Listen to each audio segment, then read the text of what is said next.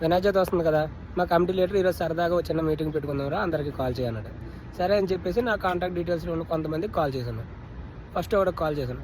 Call చేస్తే వాడు అన్నాడు అందరూ వచ్చారని అడిగాడు. లేదు వస్తున్నారు అని చెప్పేసి అన్నాడు. సరే సరే నేను వస్తాను అని చెప్పేసి అన్నాడు. సరే అని చెప్పేసి ఇంకొకటి ఫోన్ చేశాను. ఇంకొకటి ఫోన్ చేస్తే వీడేమో ఫోన్ చేయగానే వస్తాడు. ఏంటబ్బా ఈ ఫోన్ చేయగానే వస్తాడు అనుకుంటే, వాడికి ఇక్కడికి వస్తే ఫోన్ మాట్లాడుకోవడానికి ఈజీగా ఉంటుందని చెప్పేసి ఇక్కడికి వస్తాడు. యుద్ధం చేస్తూనే ఉన్నాడు వచ్చి నుంచును. సాయంత్రం 6 అయితే యుద్ధమైనా ఆపుతారు కానీ వీడు మాత్రం యుద్ధం ఆపట్లేదు. ఇంకొకటి ఫోన్ చేశాను. ఫోన్ చేస్తే మా ఆవిడ పంపించట్లేదురా అంటున్నాడు. అరే మనం వెళ్తుంది ఏమైనా రెడ్ లైట్ ఏరియాకి ఏంట్రా మీ ఆవిడ పంపించకపోవడానికి, చెప్పుకోవాలి కదా నువ్వైనా. ఇంకోడు వాడే నాకు చేశాడు.